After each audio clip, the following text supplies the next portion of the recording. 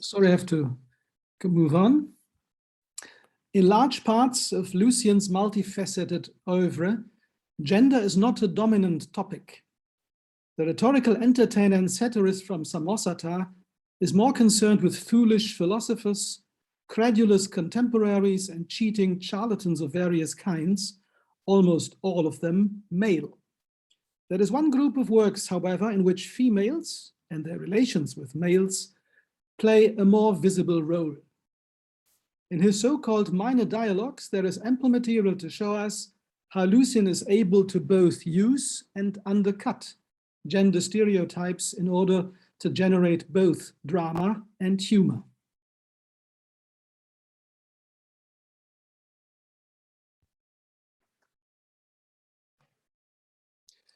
In the 25 dialogues of the gods and the 15 dialogues of the sea gods, Lucian presents us with a number of scenes in which divine females, goddesses and nymphs are portrayed as exhibiting allegedly typically female, but in fact generally human character defects, i.e. vainness and vindictiveness accompanied by a good measure of garrulity.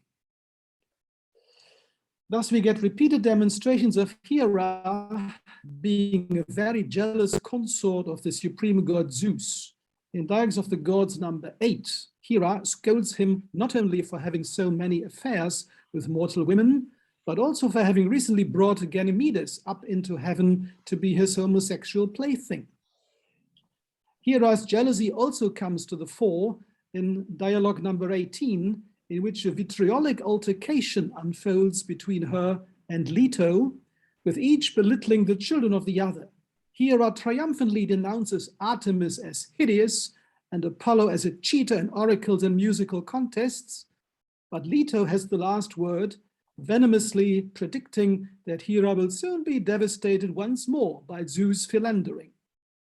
In dialogue number 22, Hera rails at yet another of Zeus' illegitimate children, denouncing Zeus' son Dionysus as effeminate and a drunkard, but Zeus defends him as a great conqueror who also knows how to revenge himself upon those who wrong him.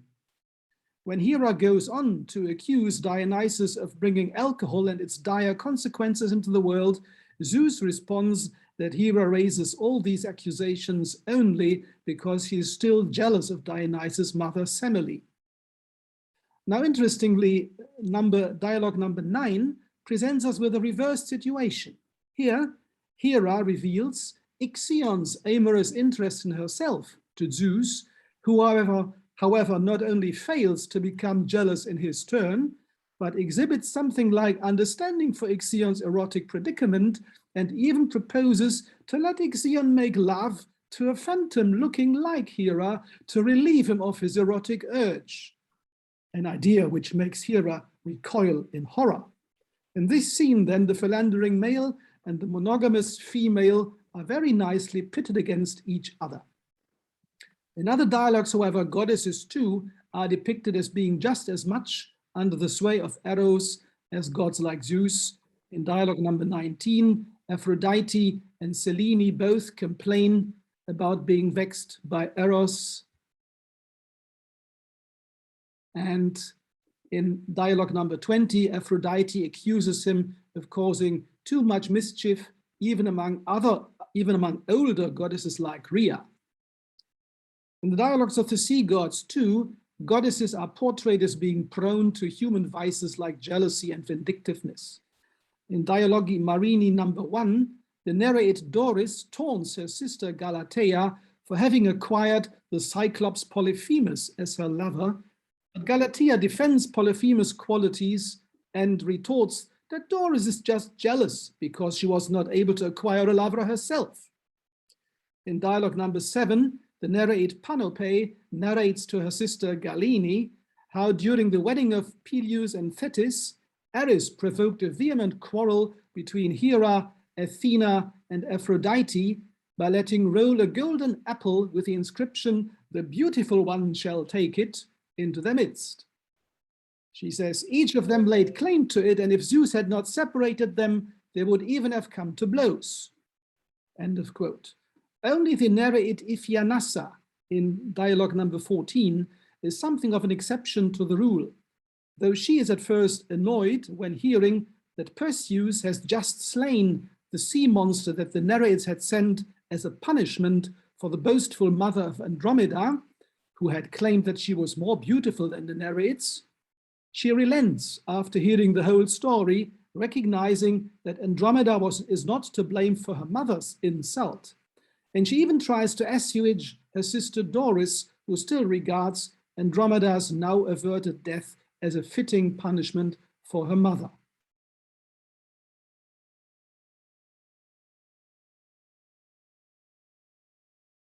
As we have seen, Lucian presents the goddesses in his dialogues of the gods and sea gods with a rather small range of character features that often do not look very endearing or redeeming. The females, however, that he focuses on in his dialogues of the courtesans, i.e. Athenian hetairai, exhibit a wider and more interesting range of character traits. There is what we might call the naive romantic type, the kind-hearted type, and the pragmatic type, each of which I will illustrate with examples. A first glimpse at Hetaira's possibly too romantic hopes is provided by dialogue Meretricia number 2.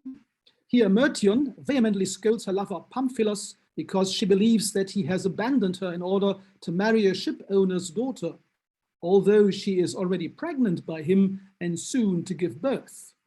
But she declares that she will not expose the child and even hopes that it will be a boy, whom she then will call Pamphilos after his father, so that she will at least have a token of her former love. After this spirited speech, Pamphilos has to make a considerable effort to convince Myrtion that she has been deceived by fake news. But he is finally able to assure her that he will abandon neither her nor her child. Thus, this lively scene actually has a happy end. Lucian may have been here inspired by a Menandrian comedy that similarly depicted a hetaira who had formed a longer lasting relationship with a young Athenian citizen. This relationship may then have been put to the test by a serious misunderstanding and perhaps also an intrigue intended to drive a wedge between the two, which, however, both sides did in fact overcome by staying true to each other. A similar topic is the theme of dialogue number 12, which again, a plot from new comedy may have been telescoped into a single scene. Ioessa addresses bitter reproaches to her lover Lysias, who apparently has abandoned her, although she never gave him any reason to be angry and never even wanted money from him. Lysias, however, justifies his anger by claiming that recently he detected that Ioessa was sleeping with another man. But then Ioessa's fellow hetaira Pythias confesses that it was actually her who lay beside Ioessa then, and that Lysias mistook her for the man because she had shorn her hair because of a recent illness.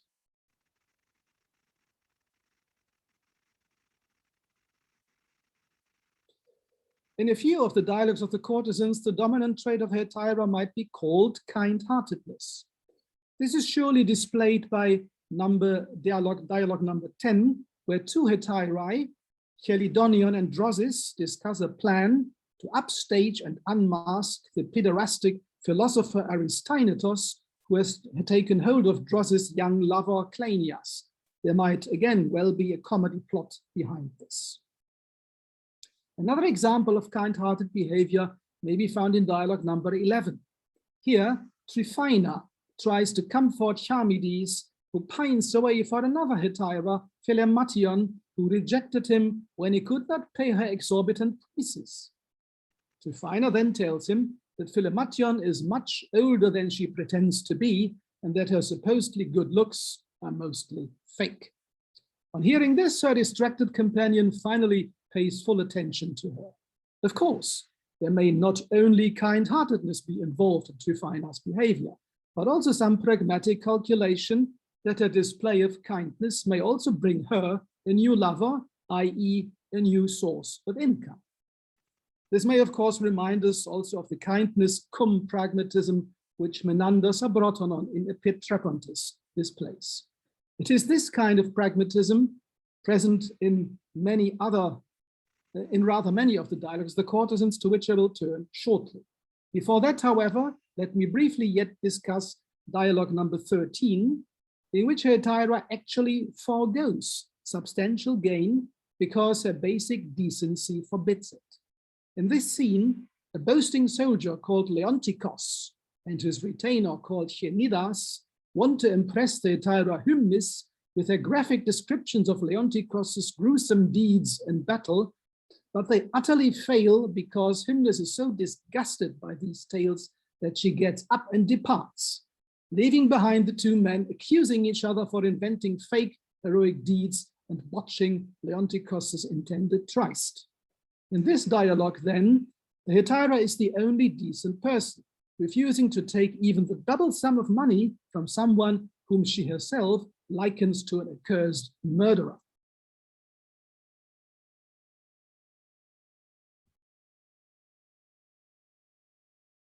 In more than half of the dialogues of the courtesans, pragmatism seems to be Hetaira's dominant trait. Already in dialogue number 1, it is an important part of one of the female speakers' outlook on the world. When Thais hears Glucerion complain that she, Glucerion, has lost the attention of a soldier because another Hetaira, Gorgona, has now won his favor, she, Thais, detachedly comments, I quote, "Well, that is very bad, Glucerion. It is, however, not surprising, but bound to happen among us Hetairae. Therefore, you should not be too much vexed, nor should you reproach Gorgona. After all, Habrotonon did not reproach you either, because of this man and you were friends." Even when Glucerion adds that Gorgona may have won the soldier's favor with the aid of sorcery employed by her mother, and that now the two are lustily fleecing the man, Thais persists, I quote, "Ah, well, you too, Glucerion, will fleece another, so let this one live in peace."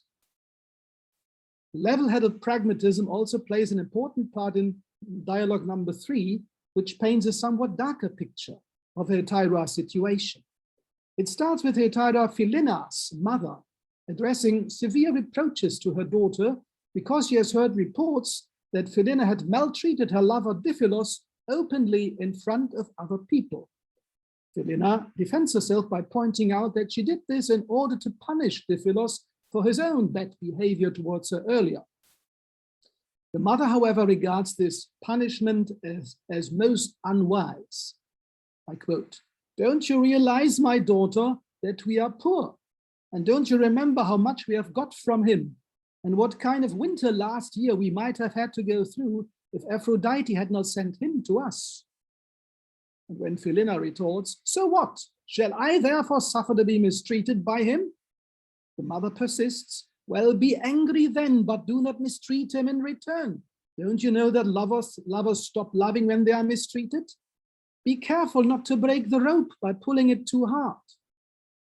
And this verbal exchange well brings out in which economic straits Hetairae find themselves and how they have to act accordingly, probably not only in the times of New Comedy, but still in those of Lucian too.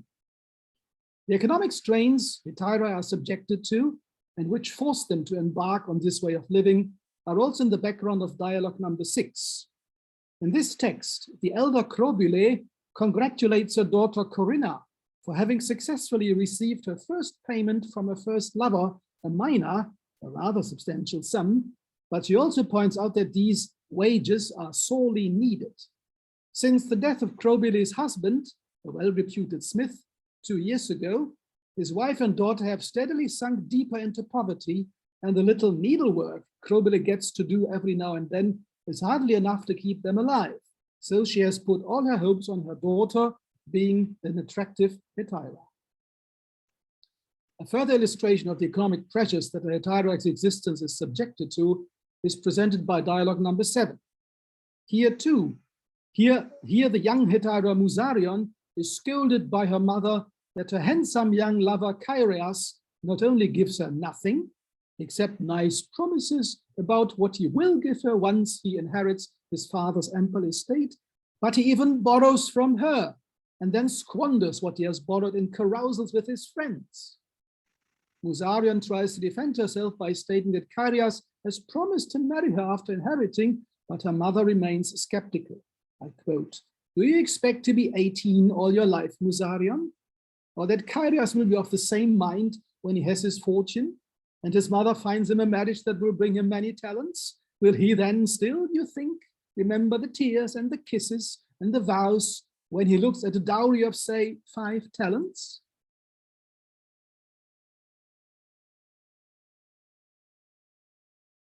And the iron laws of economics are also behind the scene that unfolds in dialogue number 14.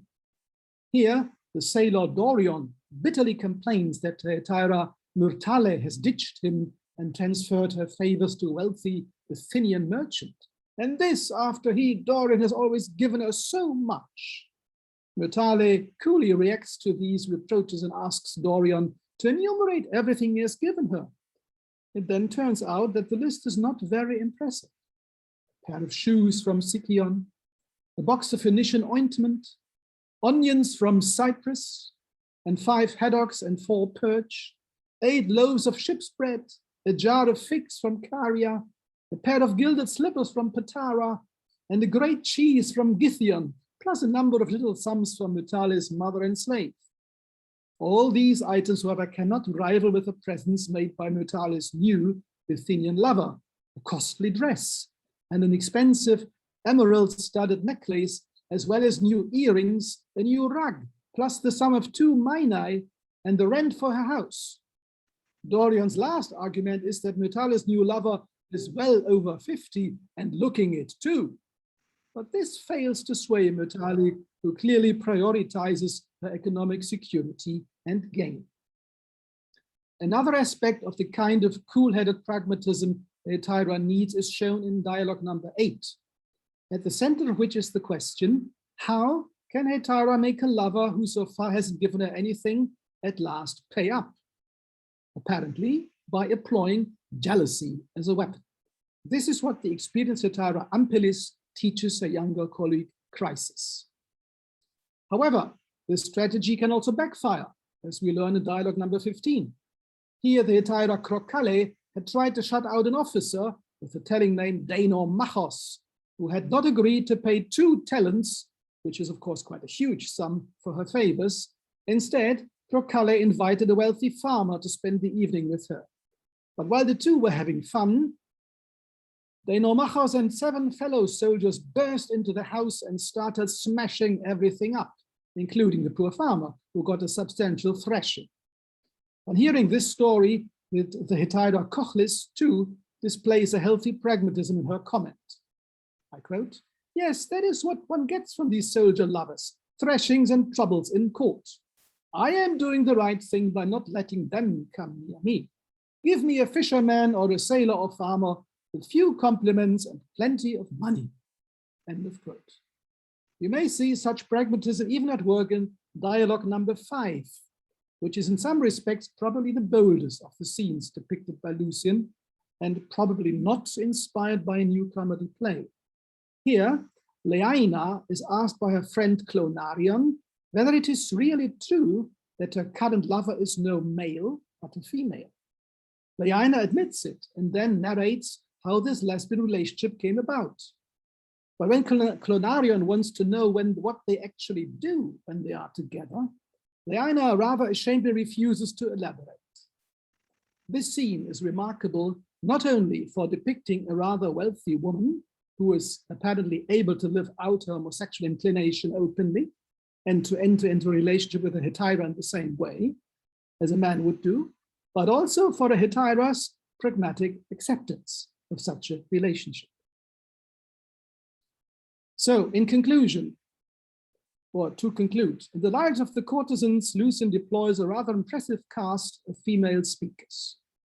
Already in later Greek comedy, as we have seen yesterday, both bad and good Hetairae can be found, with the good sometimes also exhibiting a healthy pragmatism.